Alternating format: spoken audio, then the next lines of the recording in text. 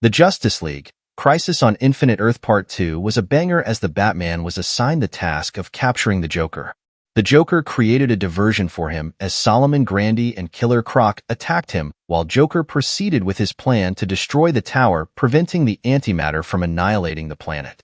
Batman was getting worked up when Robin and his crew appeared, and was able to stop them capturing Joker in the process. Batman had issues with his crew killing criminals, but they had trouble listening to him because the Batman from their Earth was dead, and he was from another Earth. In the next scene was Charles, also called the Psycho Pirate, as he explained his story to his prisoner how he was a young, innocent child. He turned out to be an empath as he could feel people's emotions, their pain, as his mind tended to amplify them. He was forced to bear this amplified pain as his parents fought. He explained how his parents got tired of him and sent him to a boarding school. There, he was bullied continuously by adolescent boys, and no one came to his rescue. He couldn't take the abuse anymore and used his powers to shape one of the bullies' thought, which forced him to kill the bullies abusing him. Knowing fully well that he could control the actions and emotions of people, he bent the school to his will.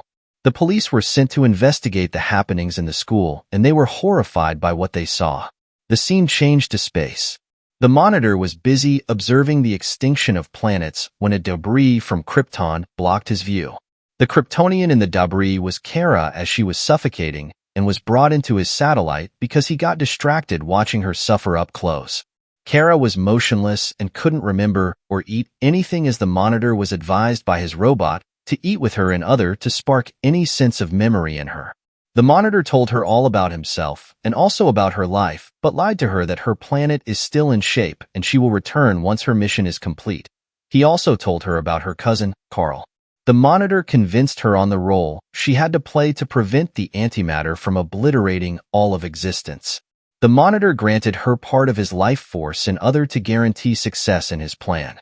Charles continued with his story of how he became the Psycho Pirate by terrorizing his opponent, making them cheer for him as they sunk to their death.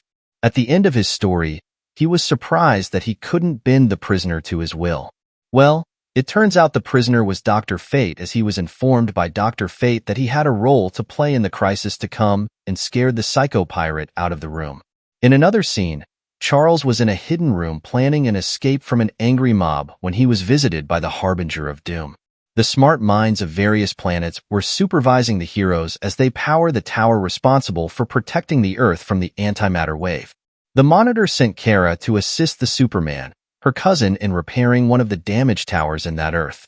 The Harbinger brought Charles to the Monitor's lair, where he was convinced by the Monitor to use his emphatic abilities to help in fighting the antimatter.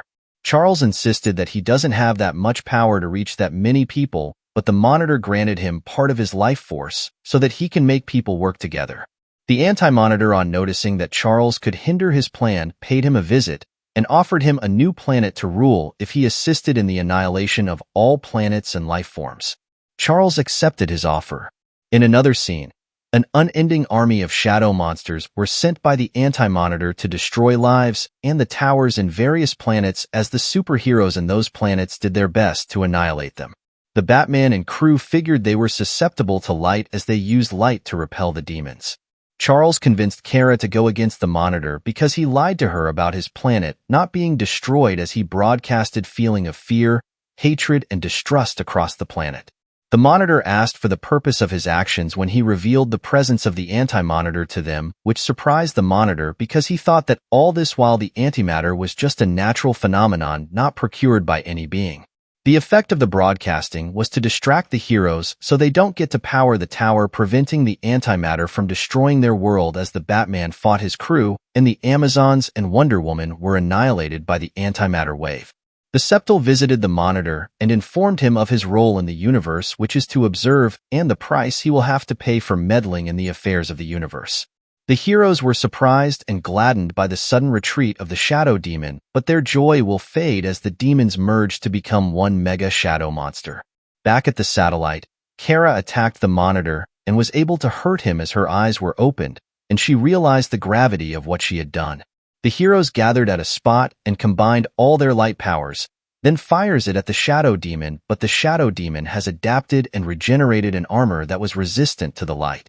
The heroes were at the mercy of the Shadow Demon, And this brings us to the end of the part 2.